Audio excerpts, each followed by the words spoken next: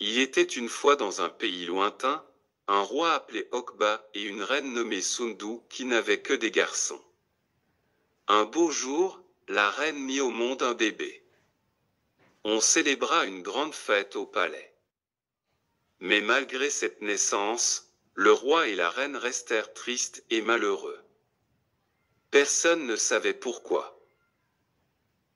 Un sage qui avait entendu parler de la tristesse du roi et de la reine vint au palais. « Cher ami, dit le roi, la princesse Nejma est née très laide et elle a 16 ans maintenant. » Sire, répondit le sage, j'ai un remède pour votre mal. La princesse sera la plus belle fille du royaume si elle suit mes conseils, mon brave ami, demande le roi. Comment ma fille la princesse Nejma deviendra-t-elle la plus belle et la plus merveilleuse fille du pays? Dans une année, Majesté, la princesse sera très belle à condition qu'elle respecte mes conseils et qu'elle se fasse aider par sa nourrice belle qui le sage commença à expliquer au roi. Nous sommes au début du mois. Le traitement commencera à partir du 21 de ce mois.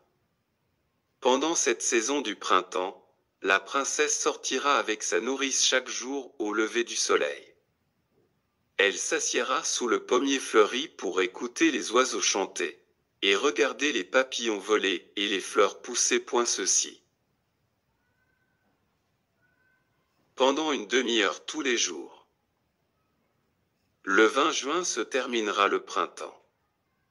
Le 21 juin, début de l'été, la princesse commencera un nouveau traitement. Pendant cette saison, elle se tiendra sous le grand olivier et y restera 1 heure avant le coucher du soleil.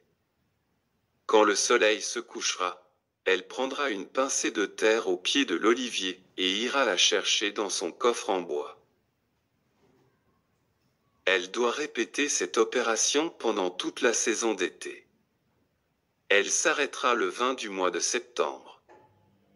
Le 21 septembre, début de la saison d'automne, elle sortira tous les jours à midi pour ramasser une feuille morte qu'elle cachera à côté des pincées de terre dans le coffre en bois. Elle s'arrêtera le 20 décembre. Le 21 décembre, début de l'hiver, la princesse Nejma remplira tous les jours son vase en cristal de 2 ou 3 gouttes de pluie restées sur les feuilles d'arbre.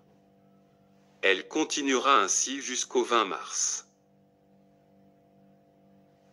Le 21 mars, début du printemps, la princesse Nejma, avec l'aide de sa nourrice, sortira du coffre de bois les pincées de terre de l'olivier, les feuilles mortes, l'eau de pluie qui se trouve dans le vase en cristal et mettra le tout dans un seau en porcelaine.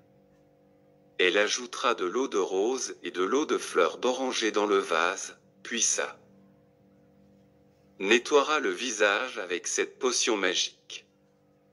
Ainsi, Nejma deviendra la plus belle princesse du monde.